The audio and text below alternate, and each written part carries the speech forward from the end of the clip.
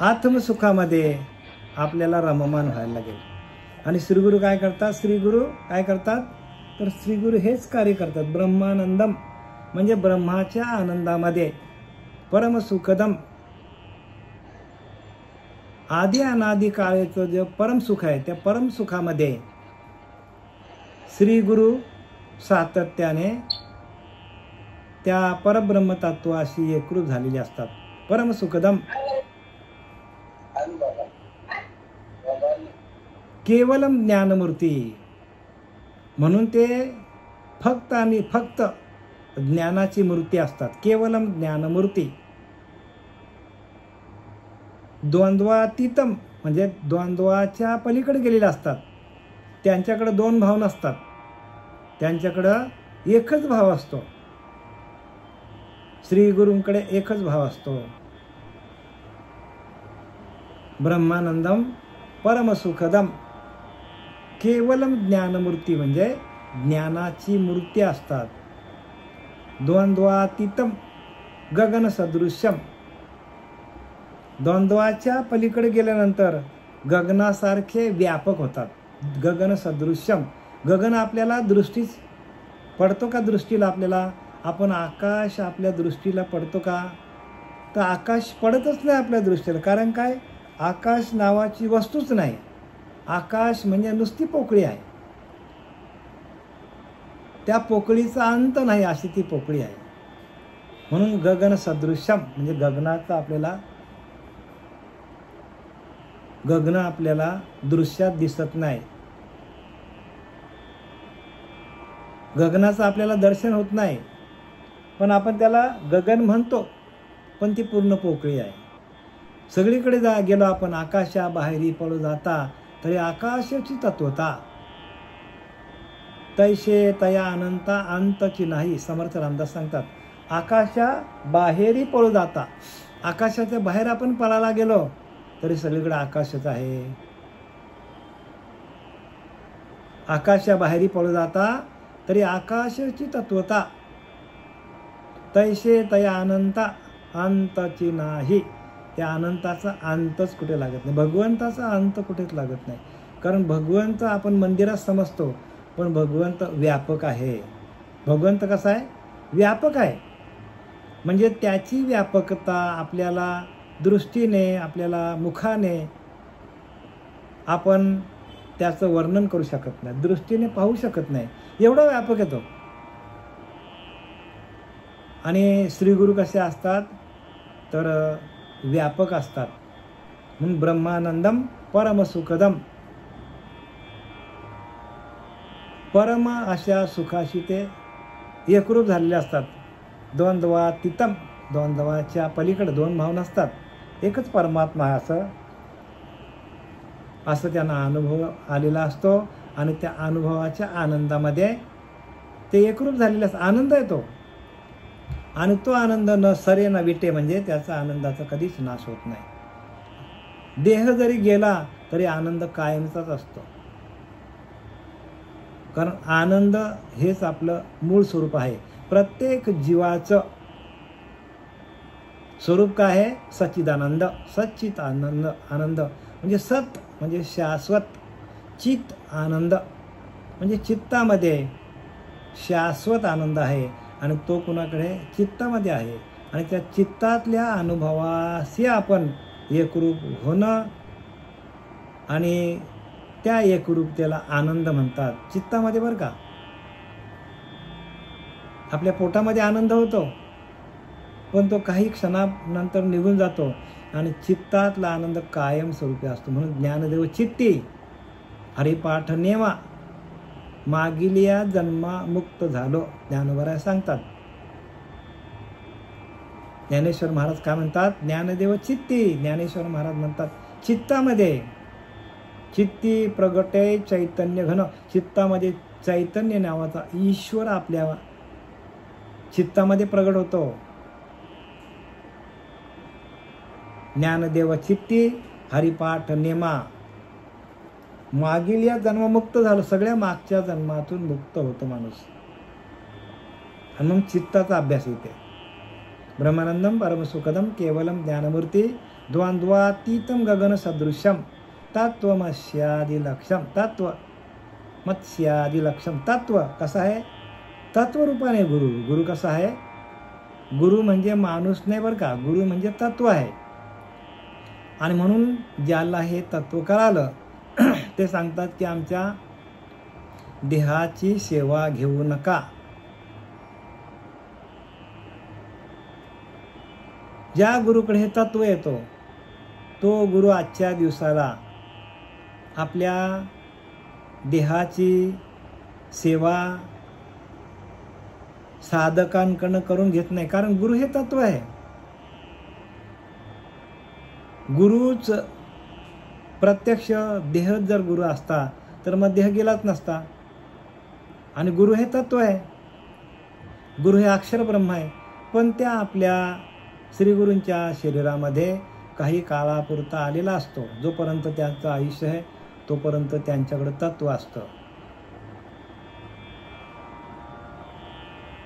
म्हणून शिष्याची न घेई सेवा मानी देवासमान. शिष्यानं देवासमान मानलं पाहिजे श्रीगुरूंनी. शिष्य हेच आपले देव आहेत असं श्रीगुरूंनी समजायला पाहिजे. आणि आता आपल्याकडे काही काही प्रथा अशी की ते आंघोळ वगैरे घालतात श्रीगुरूंची. तसं नाही करायला पाहिजे, कारण देह तो नाशिवंत आहे हो. देह तर जाणार आहे.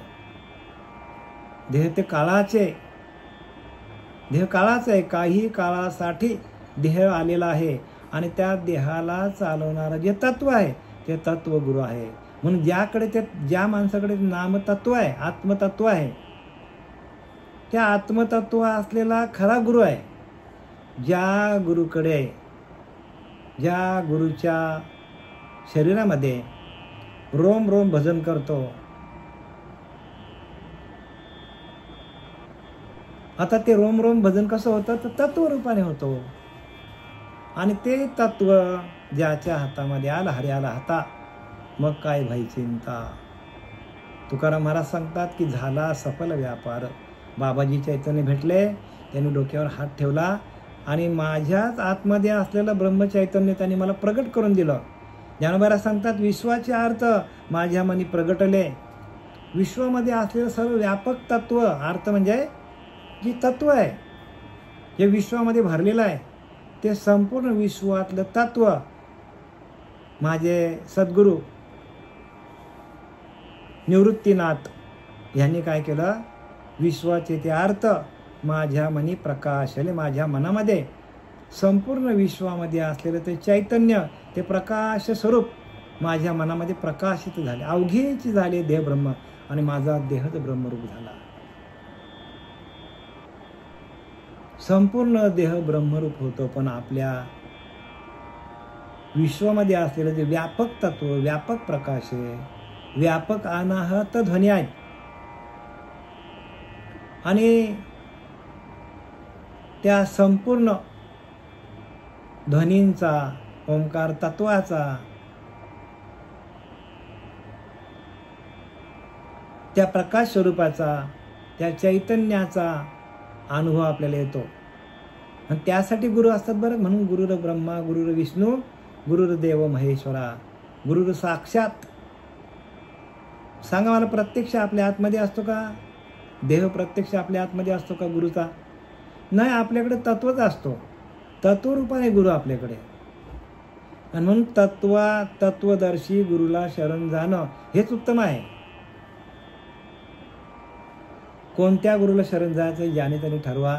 जोपर्यंत तत्वदर्शी गुरु आपल्या भाग्यात येत नाही, मग तत्व हेच गुरु आहे की ते तत्व, जे तत्व कृष्ण परमात्मा घेऊन आला प्रत्यक्ष अवतारित होऊन, तेच तत्व त्यांनी काय केलं?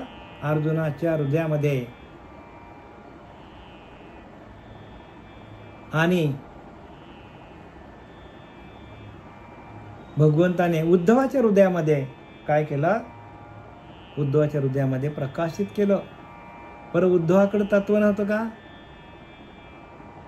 अर्जुनाकडे नव्हतं का ते नाम? तुमच्या आमच्याकडे नाही का ते नाम?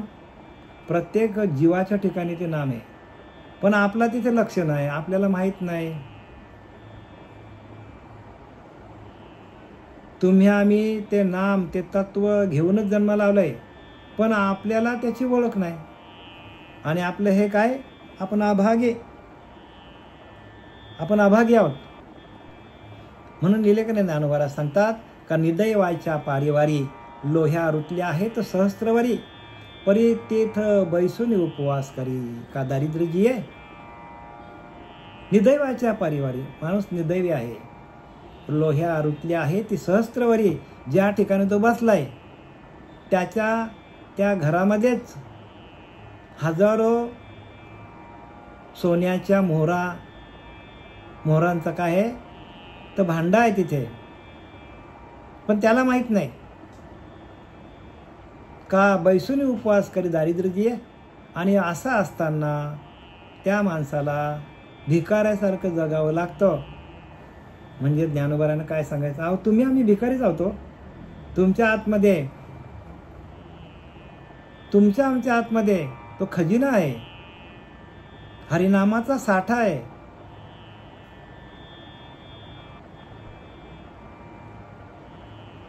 आणि तो साठा ज्यांनी उघडला, ज्या संतांनी श्री गुरूंच्या कृपेने उघडला, ते संत श्रीमंत झाले. श्रीमंती कसली, हरिनामाची श्रीमंती आपल्याला इहलोकातून परलोकाकडे घेऊन जाते. आणि इथली जी लौकिक श्रीमंती आहे ते आपल्याला परत परत जन्माला घालते. मग इथली श्रीमंती नसावी का, असावी. संसारे असावे असूनी नसावे. जैसे पद्मपत्र जळामध्ये संसारे असावे पण असूनी नसावे. म्हणजे आपल्या वृत्तीचा खेळ आहे, मनाचा खेळ आहे. आणि त्या मनाकडे आपल्या जर कुठलीच वासना नसेल, कोणतीच वासना नाही पाहिजे बरं का मनाकडे, तरच आपल्याला हा ठेवा मिळतो हरिनामाचा. आणि आपल्याकडे जरा जरी वासना आली, जरा जरी आपल्याकडे प्रपंचाचं चिंतन चालू झालं की आपल्याकडे भगवंताचं नामस्मरण निघून जातं. आणि भगवंताचं नामस्मरण निघून गेलं की आपण विषयांच्या आहारी जातो. एकम नित्यम, बघा एकच येतो, एकम नित्य आहे. एकम नित्यम विमलम मचलम सर्वाधी साक्षी भूतम. सर्व भूतांच्या ठिकाणी साक्षी रूपाने तो परमात्मा आहे, ती सद्गुरु तत्व आहे. बघा, एकम नित्यम, एकच आहे, तो अनित्य आहे, निरंतर आहे. एकम नित्यम विमलम मचलम, विमल आहे, विमलम अचलम, त्याचा तो चलत नाही. विमलम अचलम म्हणजे अचल म्हणजे कधीच त्याचा तो चलत नाही, स्थिर आहे तो परमात्मा. येत नाही, जात नाही, तो असत ते असे सर्व काळ येतो. आपण जरी गेलो तरी ते तत्व तसंच राहणार आहे. इथे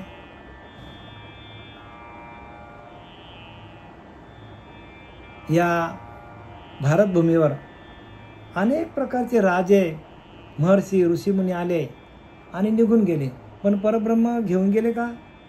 परब्रह्म तिथेच आहे. परब्रह्म येत नाही, जात नाही, तो असं ते असे सर्व काळ येतो. पण त्या सर्व काळ असलेल्या परमात्म्याशी, त्या तत्वाशी, आत्मतत्वाशी, ब्रह्मतत्वाशी आपण एकरूप होऊन जर भजन केलं तर आपण तेच होऊन जातो. भावातीतम त्रिगुणरहितम सद्गुरु तम नमामि. कसं दिले बघा, काय सांगितलंय? भावातीतम त्रिगुणरहितम म्हणजे रजोगुण, तमगुण, सत्वगुण या सगळ्यांचा भाव आपल्याकडनं गेला पाहिजे. रजोगुण पण पाहिजे नाही, सत्वगुण पण पाहिजे नाही आणि तमगुण पण नाही पाहिजे. तिन्ही गुणांच्या पलीकडे तो आहे. भावातीतम त्रिगुणरहितम म्हणजे जिथं त्रिगुण नाहीत, सद्गुरु तम नमामि, आणि त्याला माझा नमस्कार असो. म्हणजे काय सांगितलंय की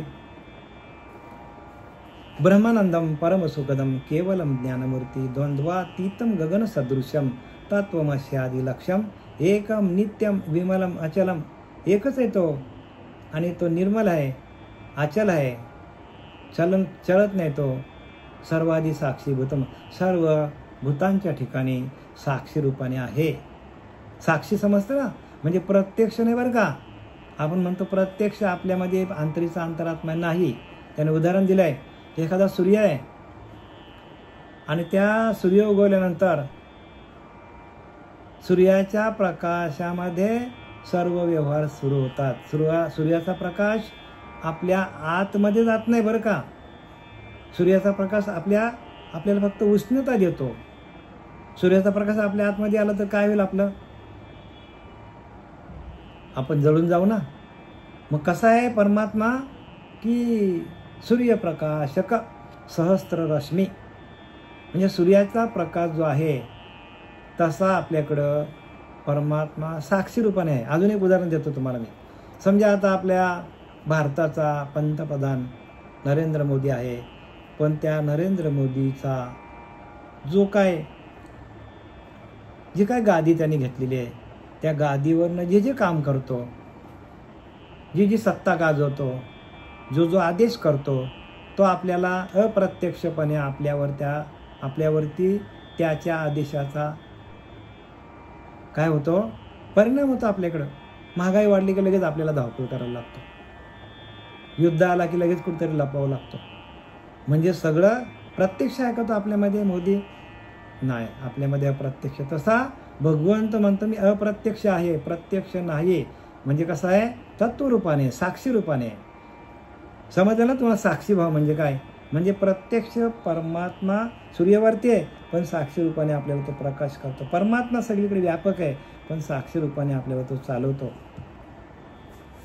भावातीतम त्रिगुणरहितम सद्गुरु तम नमामि.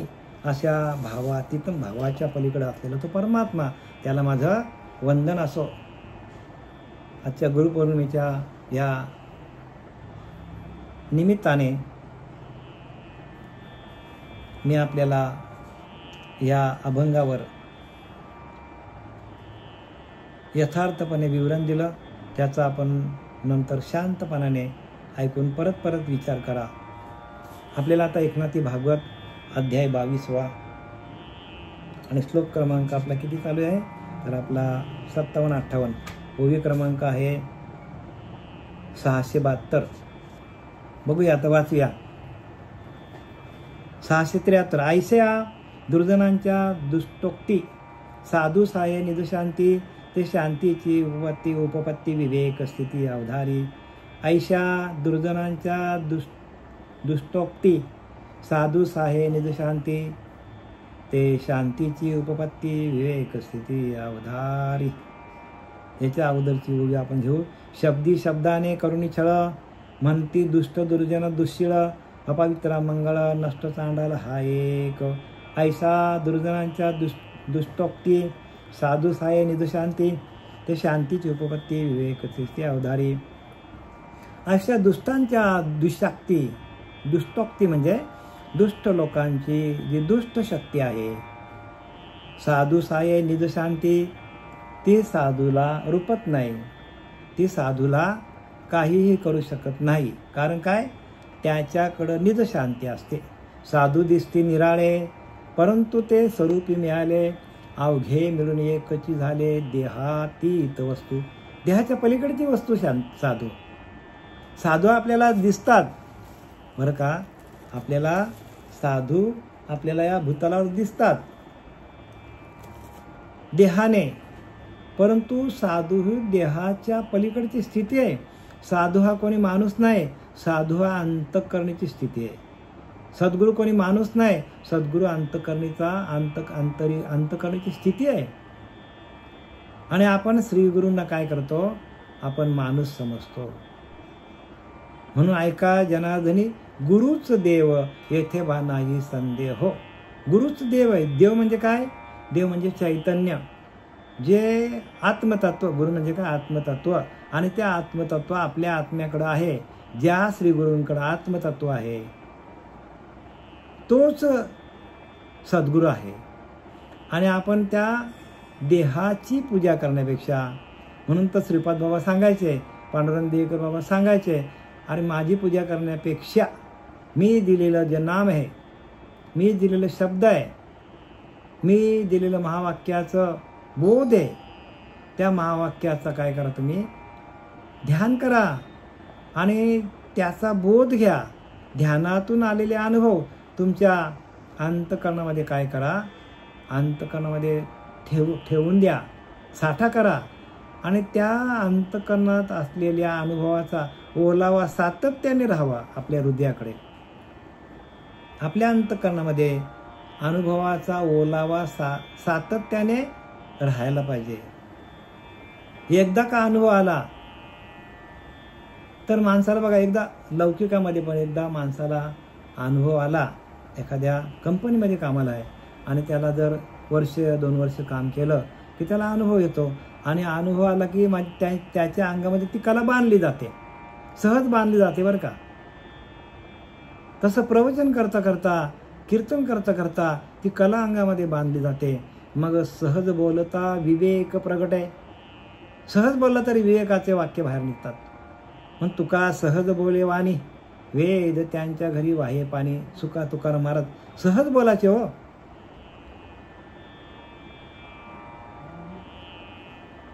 आणि अशी हे आपला अंतःकरणीचा भाव आहे. आणि हा भाव आपल्याला इथं ते सांगतात, साधू साये निजशांती. साधूवर अनेक प्रकारचे प्रसंग आले तरी आपली काय करत होतो, आपली निजशांती म्हणजे आत्मसुखाकडे असलेली शांती तो अजिबात ढळू देत नाही.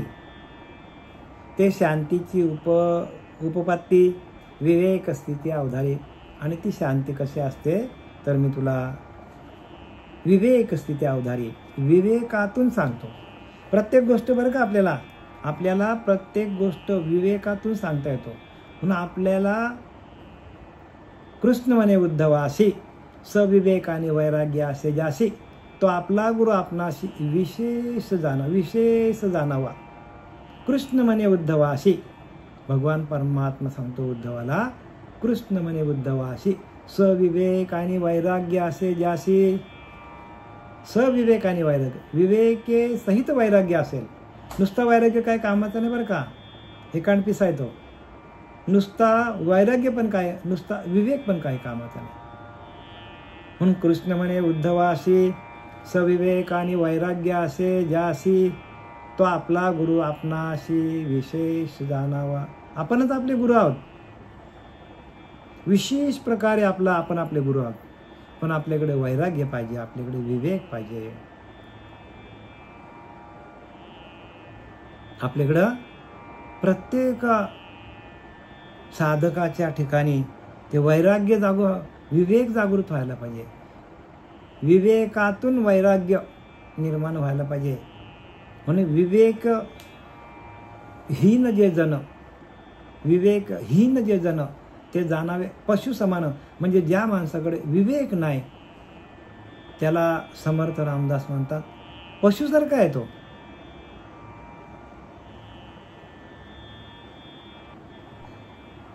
जनावरांसारखा आहे तो, राकट आहे तो. बघा कसं ओवीतून स्पष्ट करतात, विवेकहीन जे जन, ज्यांच्याकडे विवेक नाही असे लोक जाणावे पशु समान. म्हणजे गाढवासारखे, मांजरासारखे, उंदरासारखे असं समर्थ सांगतात. पशु समान म्हणजे काय, पशुच तो. बैलासारखा, गाढवासारखा ओजीवाणारा, कळत काय नाही त्याला, सांगितलं ते काम करतो. असं आपण गाढवासारखं वागून आपल्याला जमणार नाही. तर प्रत्येकाने त्या श्रीगुरूंच्या कृपेने नामाशी एकरूप होऊन अभ्यास करून तो विवेक तुमच्या पिंडामध्ये जागृत करा. विवेक म्हणजे चांगलं काय, वाईट काय, सार काय, असार काय, पाप काय, पुण्य काय, स्वर्ग काय, नरक काय, खरं काय, खोटं काय, हे आपल्याला कधी कळतं, ज्या वेळेला आपल्याला आत्मसाक्षात्कार होतो आतमध्ये बरं का, आपल्या अंतःकरणामध्ये तो नामाचा भाव सुरू होतो आणि नामच सगळं करतो काम. नामच करतो काम.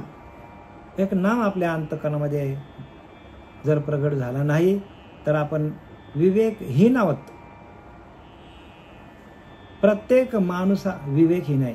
म्हणून जोपर्यंत साधक अवस्था होत नाही, बद्ध, मुमुक्ष, साधक आणि सिद्ध 4 अवस्था भक्ती मार्गातल्या मुख्य अवस्था आहेत. बद्ध माणसाने काय करायला पाहिजे? साधक व्हायला पाहिजे. साधक म्हणजे काय? श्री गुरूंचा सेवक, जो साधना करतो, जो ध्यान करतो, जो परमात्म तत्वाला जाणतो, नव्हे नव्हे तो आत्मतत्वाशी एकरूप झालेला आहे आणि आत्मतत्वातून भजन करतो, तो साधक. ध्यानातून आलेला अनुभव, भजनानंद, त्या भजनानंदातून आपली वृत्ती जी आहे ती निवृत्तीकडे जाते. जे वृत्तीजन्य ज्ञान आहे ते वृत्ती शून्य होतो. आणि एकदा का वृत्ती शून्य झाली का आपल्याला सगळा अनुभव येतो. बघा बरेच लोक काय काय आम्हाला शिकवत असतात. महाराज जे असं आहे तसं आहे, म्हणजे काहीतरी वृत्तीमध्ये जे ज्ञान आहे ते सांगण्याचा प्रयत्न करतात आम्हाला. पण त्याचा फायदा काय होणार नाही का? कारण ज्या वृत्तीमध्ये मलिनता आहे, ज्या वृत्तीमध्ये विषय आहेत, ज्या वृत्तीमध्ये भोग आहे, ज्या वृत्तीमध्ये वासना आहेत, ती वृत्ती भगवंताच्या दर्शनाकडे, नवे नवे भगवंताच्या ज्ञानाकडे, नवे नवे भगवंताच्या पूजेकडे, भगवंताच्या भक्तीकडे घेऊन जाऊ शकतच नाही. जोपर्यंत आपलं मन निर्मल नाही, शुद्ध नाही, आपण बद्धच. म्हणून नाही निर्मल मन काय करील गंगा जल. गंगेचं पाणी काय करणार आहे? लोक जातात आणि तिथे डुबक्या मारतात, पाणी पितात. काय असं नाही होत. एवढं सोपं नाही परमार्थ. परमार्थ सगळ्यात मोठा धन आहे. करोड रुपये असतील तरी कमी. म्हणून नाना व्रते नाना दाने नाना योग तीर्थाटने त्याहुनी कोठी गुणे महिमा आत्मज्ञानाचा. रामदास स्वामींनी लिहिले. नाना व्रते नाना दाने, अनेक प्रकारचे व्रत केलं, वैकल्य केलं, यज्ञ केलं, हवन केलं. नाना दाने, गाय दान केलं, पैशाचं दान केलं, जमीन दान केली, तरी पण तेवढं पुण्य त्याच्याही पेक्षा ते पुण्य आहे. कोणतं पुण्य? त्यामुळे कोटी गुणे महिमा आत्मज्ञानाचा. आत्मज्ञानाचा महिमा, आत्म्याशी एकरूप होणं हे सगळ्यात श्रेष्ठ दान आहे. म्हणजे आपल्या आत्म्याकडे जी स्थिती अंतःकरणामध्ये तो नामाचा भाव आहे, तो नामाचा भाव आपण इतर लोकांना, इतर जणांना जर आपण तो भाव आपण जर इतर लोकांच्या आत्मकल्याणासाठी वापरला तर कोटी गुणे महिमा आत्मज्ञान, कोटी गुणे होईल. तुम्हाला कोटी गुणे पुण्य मिळेल. की जेवढा पुण्य आपल्याला तीर्थ करण्यामध्ये, व्रत करण्यामध्ये, तुमचे उपवास असतात नाही का महिला मंडळाचे, ते करण्यापेक्षा आत्मज्ञानाच्या मागे लागा. इथं कोण सांगतो? समर्थ रामदासाने लिहिले. नाना व्रते नाना दाने नाना योग तीर्थाटने. अनेक प्रकारचे अष्टांग योग केले, अनेक प्रकारचे तीर्थाला गेले, पण त्याहुनी कोटी गुणे, म्हणजे कोटी म्हणजे विचार करा किती पट झाले. महिमा आत्मज्ञानाचा, सगळ्यात आत्मज्ञानाचा महिमा सगळ्यात श्रेष्ठ आहे. मग आत्मज्ञान आपल्याला व्हायला पाहिजे.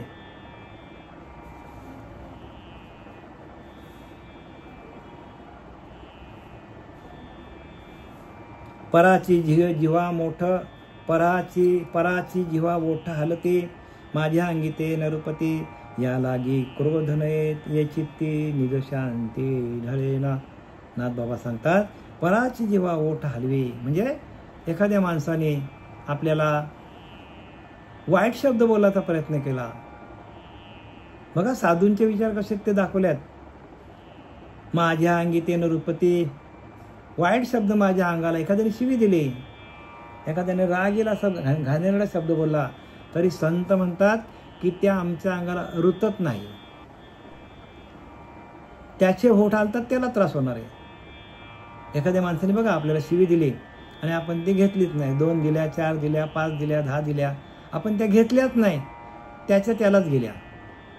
आपण रागवलंच नाही तर तो 2 वेळा दिल्या, 4 वेळा दिल्या आणि आपण त्या घेतल्याच नाही, आपण काहीच बोललो नाही, तर तो माणूस आपल्याला समजतो बावलटच दिसतो, याला काय कळत नाही. आता आपण बावलट आहो का? संत बावलट आहेत का? संतांनी कोणालाही काही वाईट बोललं नाही, कारण ते काय समजतात की जे माझ्यामध्ये जे तत्व भरलं, माझ्यातला पांडुरंग त्याच्यातला पांडुरंग एकच आहे. सर्वा घटी राम देहादेही, तो एकच आहे सगळीकडे.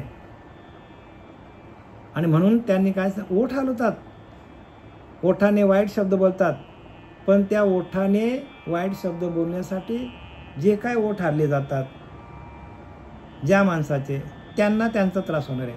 आम्हाला काही फरक पडत नाही. इथे काय लिहिलं आहे की पराची जीवा ओठा हलती, माझ्या अंगी ते न ऋतती, माझ्या अंगाला ते शब्द काय ऋतत नाही.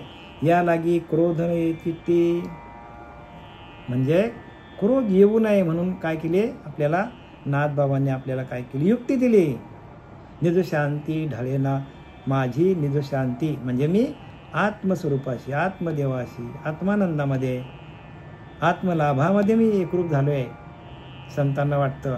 आणि त्याच्यापेक्षा ह्या शिव्या काहीच नाही हो, त्याच्यापेक्षा अपशब्द काहीच नाही. खालच्या थराला येत ते आमच्या अंगाला रुतणार पण नाही का? जसं एखाद्याच्या माणसाच्या अंगावर धूळ टाकावी आणि त्याने फक्त कपडे नुसतं झाडून टाकलं, तसं ते संत समजतात. एखाद्याने आपल्याला शिवीगाळी केली, वाईट शब्द बोलला, तरी ते आमच्या अंगाला काही रुतत नाही का? तर आमची निजशांती ढळत नाही. निजशांती न ढळणं, आत्मसुखापासून खाली न येणं, म्हणून आत्मसुखाची या गोडिया विटे जो का सकळ विषया. आत्मसुखाची गोडी लागली का सगळ्या विषयांचा वीट येतो माणसाला. जो मनाची चाड न सांगे, बघा मनाकडे पण लक्ष नाही त्याचा. जो मनाची चाड न सांगे, जो प्रकृतीचे केले नेघे, प्रकृतीने काय केले ते पण घेत नाही का? आत्मानंदामध्ये आहे. कबीर महाराजांना कुत्रा चावला, चांबडी अशी त्याची लोंबकलत होती. लोक बोलले, अरे कबीरा कबीरा कुत्रा चावले तुला. कबीर बोलतो, चमडी जाण्यावर कुत्ता जाणे. म्हणजे याचा अर्थ काय? ती तेवढ्या उच्च लेवलला गेलेली असतात. नाही तर दुसरा कोणी असतं तर चावला तर कुत्र्याला मारायला गेला असतं धावत धावत. पण नाही, कारण ते आत्मस्थिती, आत्मज्ञान, आत्मशांती हा त्यांचा उद्दिष्ट आहे. प्रत्येकाचा उद्दिष्ट हाच असला पाहिजे. आपल्याकडं आत्मशांती राहायला पाहिजे, आपल्याकडं आत्मानंद राहायला पाहिजे, आपल्याला आत्मलाभ व्हायला पाहिजे. पण हे कोणालाच माहीत नाही ना आत्मलाभ काय असतो, आत्मशांती काय असतो. संतांच्या मोठ्या मोठ्या काय करतात, लीला सांगतात, मोठ्या मोठ्या लीला सांगतात. ज्ञानोबारांनी काय केलं, तुकोबारांनी काय केलं, कृष्णाने काय केलं, रामाने काय केलं. अगदी हजारो वर्षाचे ते बरोबर आपल्याला तारीख पण सांगतात आणि आपल्याला वर्ष पण सांगतात. इसवी सन अमुक अमुक साली अमुक अमुक झालं, पूर्ण इतिहास पाठ आहे. भूगोल पण पूर्ण पाठ आहे. कुठल्या भूमीत झालं, किती वाजता झालं, काय झालं, सगळं सांगतात. पण आपल्याकडे असलेली निजशांती, आपल्याकडे असलेलं सुख समाधान, ज्ञानच हिरावून घेतो माणसाला. हे बाहेरचं ज्ञान आहे, लौकिक ज्ञान आहे ना, तो आपल्याकडनं हिरावून घेतो हे ज्ञान. म्हणून लौकिक बारा संपादिला, आतमध्ये सावध नाही झाला, मुख्य देवास चुकला आत्मघातकी. बघा समर्थ रामदासांनी लिहिलं आहे, लौकिक बारा संपादिला म्हणजे लौकिकामध्ये गेला माणूस. मान मर्यादा, अभिमान, मान मर्यादा, पैसा अडका, सगळीकडे मोठेपणा, मान मिळाला त्याला. मोठ्या मोठ्या कंपन्या स्थापन केल्या, हजारो वर्कर कामाला लावले. लौकिक बारा संपादिला, आतमध्ये सावध नाही झाला. सावध म्हणजे काय? सावध म्हणजे काय? आपल्या आत्मस्वरूपाला विसरणे, हे बेसावधगिरी आहे. आपल्या अंतरीच्या अंतरात्म्यापासून आपण दूर जाणं आणि आपल्या अंतरीच्या अंतरात्म्याशी एकरूप होणं, याला म्हणतात सावध. म्हणजे हरिमुखे म्हणा पुण्याची गणना कोण करी. आपल्या मुखातून हरिनाम येणं सातत्याने, हरिनामाचं चिंतन राहणं, त्याला सावध म्हणतात. आणि आपण तिथे आपल्या आत्मस्वरूपाशी आत्मस्वरूपाची ओळख घेऊन त्याचं भजन करणं याला सावध म्हणतात. मग सगळेच लोक बेसावध आहेत. सगळे लोक कसे आहेत? करोड रुपये कमवतात हो. मग आत्मसुखाची या गोडी या विटे जो का सकल विषया, सगळ्या विषयांचा वीट येतो माणसाला आत्मसुखाची गोडी लागली तर. जो मनाची चाडणं सांगे, प्रकृतीचे केले ने घे, श्रद्धेचे ने संभोगे सुखिया झाला. आपल्या अंतरीच्या अंतरात्म्यावर श्रद्धा ठेवतो आणि भगवंताचं भजन करतो म्हणून त्याला सुख मिळतो. तयाची तेची दिवसत जे ज्ञान पावे निश्चित, जयामध्ये अचुंबित शांती असे. तयाची तेची दिवसत म्हणजे अशा पुरुषाला ती शांती शोधत येतो, ते ज्ञान शोधत येतो. ज्याच्याकडे शांती आहे त्याला ज्ञान स्वतःहून शोधत येतो. बघा काय किमया, बघा संतांनी ही किमया करून दाखवली आणि ती किमया आपल्याला जमली पाहिजे. तुम्हाला आम्हाला ही किमया जमली तर मग आज फिटले माझे कोडे, आपले कोडे फिटून जाईल. जो मनाची चाडणं सांगे, प्रकृतीचे केले नगे, श्रद्धेचे ने संभोगे सुखिया. तयाची तेची दिवसत जे ज्ञान पावे निश्चित, जयामध्ये अचुंबित शांती अशी. बघा अचुंबित शांती आहे तिथे, पण आत्मलाभ झाला, आत्मानंदामध्ये जायला पाहिजे. आणि हे सगळं जाण्यासाठी आपले सच्चिदानंद सद्गुरू पांडुरंग देवकृपा बाबा, सच्चिदानंद सद्गुरू श्रीपाद बाबा यांनी जे आपल्या क्रिया दाखवल्यात, प्रक्रिया दाखवल्यात, त्या प्रक्रियेच्या माध्यमातून आपल्याला आपल्याच आत्म्याचं दर्शन घेता येतं. या लागी क्रोधाने ये चित्ती निज शांती ढळेल. म्हणून आपल्याकडनं क्रोधित होत नाही साधुका, निज शांती ढळेना. त्याची स्वतःची असलेली शांती, शांती हाच परमात्मा आहे. शांती हेच परब्रह्म आहे. शांती परते नाही धर्म, शांती हेच परब्रह्म आहे. आणि ते संतांनी काय केलेले आहे तर ते संतांनी आपल्याला त्याची कमाई करून ठेवलेली आहे. नाम की कमाई करो भाई, नाम की कमाई करो, कबीरदास म्हणतात. आणि त्या लोकांनी नामाची कमाई करून ठेवली आणि तेच आपल्याला जाताना उपयोगाला येणार आहे. याच्या व्यतिरिक्त जे का आपल्याला लौकिक आहे ना, तो आपल्याला उपयोगाला येणार. म्हणून लौकिक बरा संपादिला, आतमध्ये सावध नाही झाला, मुख्य देवा असं चुकला आत्मघात की. मुख्य देवाला चुकतो तो माणूस आणि आपल्याच आत्म्याचं घात आपण करतो. आपल्याच आत्म्याचं घात आपण करतो.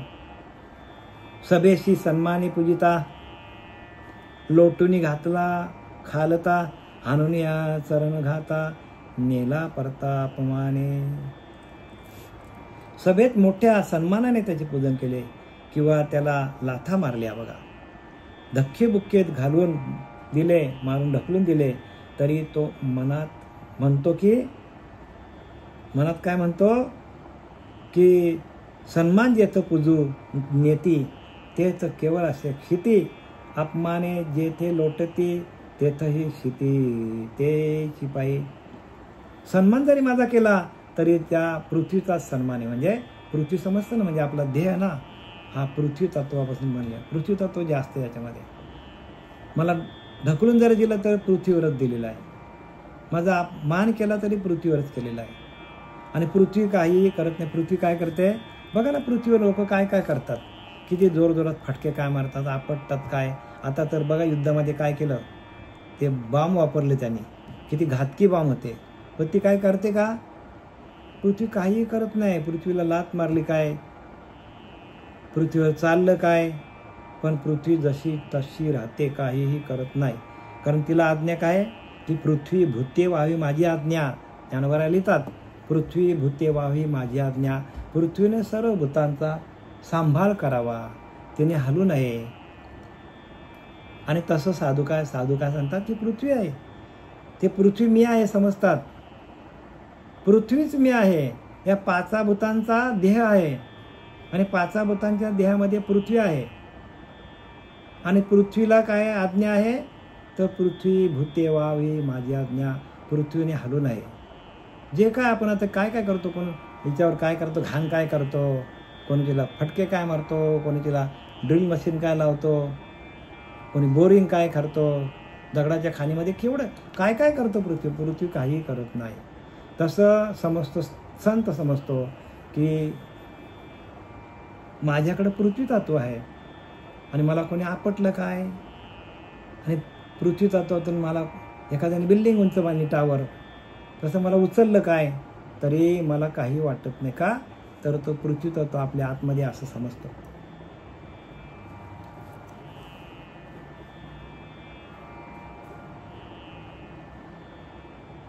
असा संतांचा किती अपमान केला तरी ते अपमानित होत नाही. सन्माने जेथ पूजू नेते तेथ केवळ असे क्षिती, अपमाने जेथ लोढे तेथे क्षितीच पाहिजे. येथ मान अपमान कल्पना मनाची जाण, आयशे नि विवेके सज्जन द्वेषीना जन निज शांती. येथ मान अपमान कल्पना मनाची, मान आणि अपमान ही मनाची कल्पना आहे म्हणतात. बघा, मनावर पण नाही ते, म्हणजे याचा अर्थ ते मनावर पण नाही, मनाच्या पलीकडे गेलेले आहेत. आपल्याला कोणी जर लोटलं जमेल का आपल्याला? आपण मनावरच आहोत ना. आपण कशावर आहेत तर मनावरती आहोत. आणि भगवंत कसा आहे का मनातीत आहे, देहातीत आहे, त्रिगुणातीत आहे. मग जर संत त्रिगुणातीत आहेत, संत जर मनातीत आहेत, देहातीत आहेत, तर मग ते कोण आहेत? ते देव आहेत की नाही महाराज? देवच आहेत ना ते.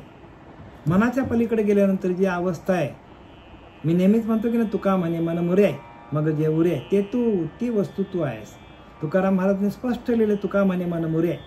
तुकाराम महाराज म्हणतात मनाचं काम संकल्प विकल्प करणं आहे, आणि संकल्प विकल्प करणं जर मनाचं थांबलं मग जे उरे, मनाकडे येणारे संकल्प विकल्प थांबले का जी आत्मानंदाची स्थिती आहे, जे आत्मानंदाचं स्फुरण आहे, जे चैतन्य आहे, ते चैतन्य म्हणजे मी आहे, ती वस्तू मी, ते परब्रह्म मी आहे. बघा, समजलं तर बघा, उच्च लेवलचं आहे.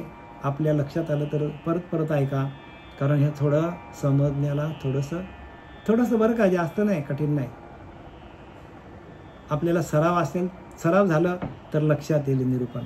आणि हे निरूपण परफेक्ट निरूपण आपल्याला भागवतामध्ये जर आपली तुका म्हणे अंगी व्हावे, ते आपण तुकाराम महाराज सांगतो, आपण संतांसारखं झालो तर आपल्याला हे निरूपण कळेल. आणि संतांसारखं जर झालो नाही तर आपल्याला निरूपण करणार नाही. डॉक्टर होऊनच आपल्याला डॉक्टरचा अभ्यास करता येतो, आणि लोकांना इंजेक्शन गोळ्या देता येतो, ऑपरेशन करता येतो. आणि डॉक्टरचे कपडे घातले एखाद्या माणसाने आणि त्याला सांगितलं ऑपरेशन कर, काय करेल तो? पार फाडून टाकेल माणसाला. तसं संतच व्हावं लागतं महाराज. आपण संत झालो तर संतांचं आपल्याला हे सगळं काय आहे तर हे गर्भीचे ग्रंथ गर्भीचे अर्थ येते. हे फक्त संतांनाच सांगता येईल.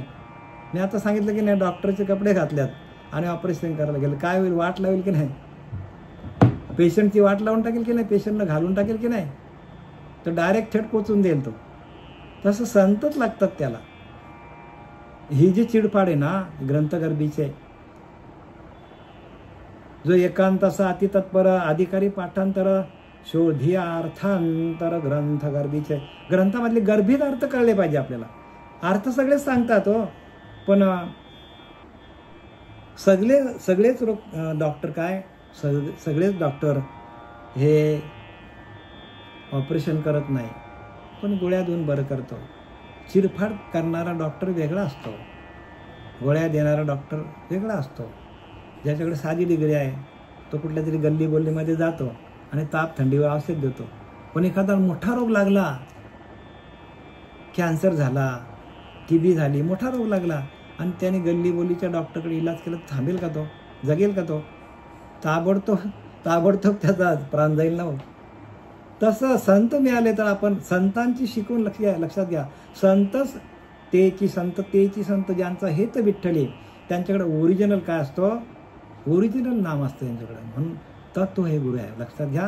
प्रत्येकाच्या आतमध्ये सातत्याने मी निरूपण केलं बघा. एरवी तरी सर्वांच्या हृदय देशी मी अमुक आहे ऐशी, जी बुद्धी स्फुर्य हरणीशी ते वस्तू गामी, ती वस्तू मी आहे.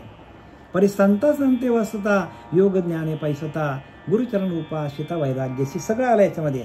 पण संता संते वसता, संतांच्या संगतीमध्ये जायला लागेल, संतांचं सेवा करावं लागेल. संता संता संते वसता योग ज्ञाने पैसता. म्हणजे संत काय शिकवतात, त्या परमात्म तत्वाशी एकरूप होण्याचा योग जुळून आणतात.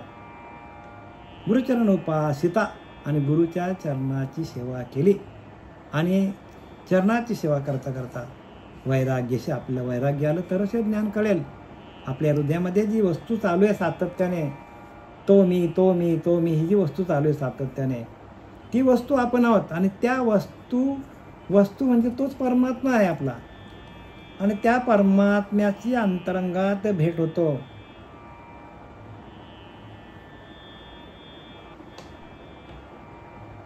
आणि ती भेट आपल्याला करून देणारे श्री गुरु जोपर्यंत जीवनात येत नाही तोपर्यंत ग्रंथाचा खरा अर्थ कळत नाही. शोधी अर्थांतर ग्रंथ गर्भीचे, ग्रंथामध्ये अर्थ आहेत, गर्भित आहेत, पण त्याला खरा डॉक्टर लागतो चिडपार करणारा. हे खोटे डॉक्टर बरेच आहेत जगामध्ये, आणि मग ते गोळ्या देतात आपल्याला, आणि मग आपली खात जातो आणि आपण पेशंट आपण वाढत जातो. आपल्या रोग वाढतच जातात. आपल्या अनेक प्रकारचे रोग, मग एका रोगापासून दुसरा रोग, दुसऱ्यापासून तिसरा रोग. किडनी फेल झाली की अजून लिव्हर फेल होतं, लिव्हर फेल झाला की अजून हृदयाला धक्का बसतो. मग खरे डॉक्टर आहेत का? खरे डॉक्टर नाही आहेत. मग प्रत्येक डॉक्टर आपल्या प्रत्येक अवयवाचा स्पेशालिस्ट असतो, आणि मग त्याच्याकडे जावं लागतं. तसं आपल्याला भवरोग लागलेला आहे. त्या भवरोगातून आपल्याला जर आपली नय्या जर पार पाडायची असेल तर आपल्याला तसा सद्गुरू जीवनात यावा लागतो. आणि तसा सद्गुरू जोपर्यंत नाम देणारा, ध्यान सांगणारा, उपदेश देणारा गुरु आपल्या जीवनामध्ये येत नसेल तर मग आपल्यासारखा अभागी आपणच आहोत.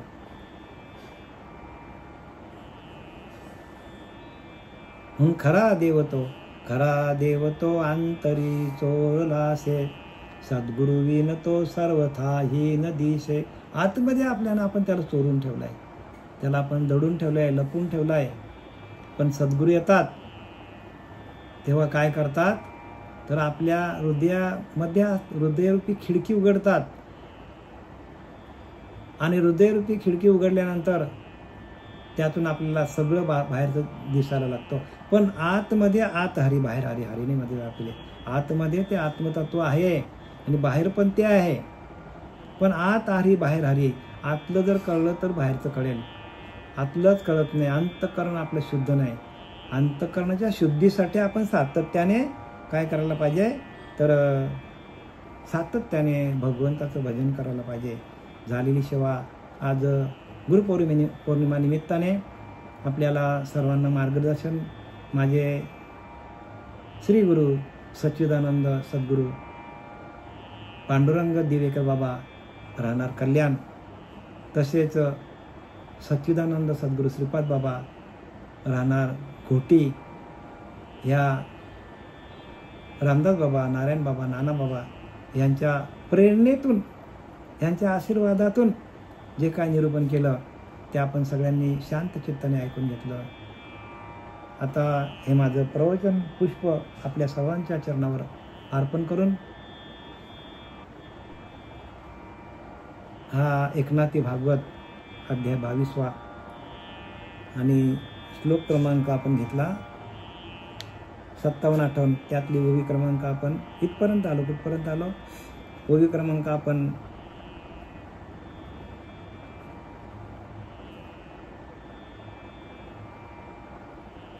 74 पर्यंत आलेलो आहोत.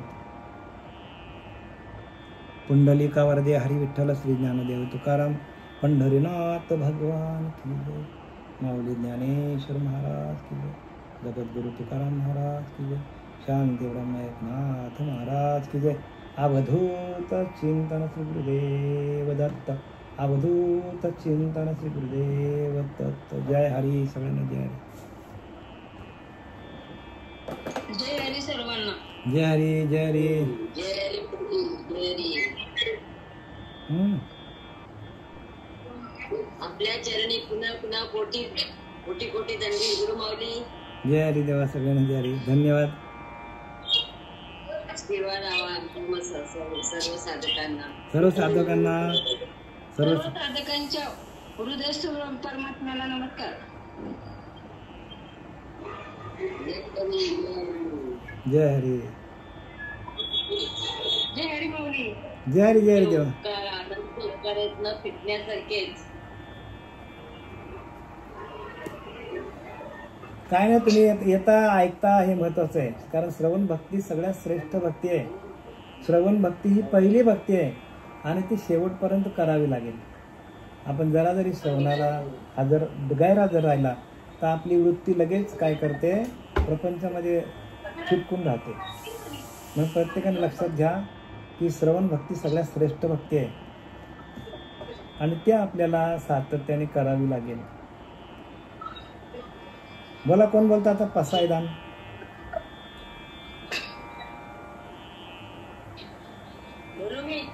सुनीता ताई बोलते का बघा? सुनीता मडवी ताई बोलते का बघा? नाही तर ते बोला.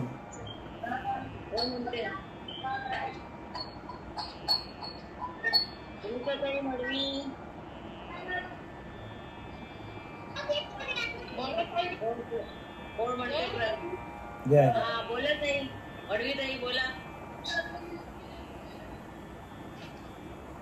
बोला, आपलीच माणसं आहेत, काय प्रॉब्लेम नाही. जय जय. आता रूपात्मते देवे तेने वाग्येत न तोषावे. तोषोनी मज घ्यावे पसाय दाने. जे फळांची व्यंकटी सांडो तया सत्कर्मी रती वाढो. उदास परस्परे पडो मैत्र जीवांचे. दुरितांचे तिमी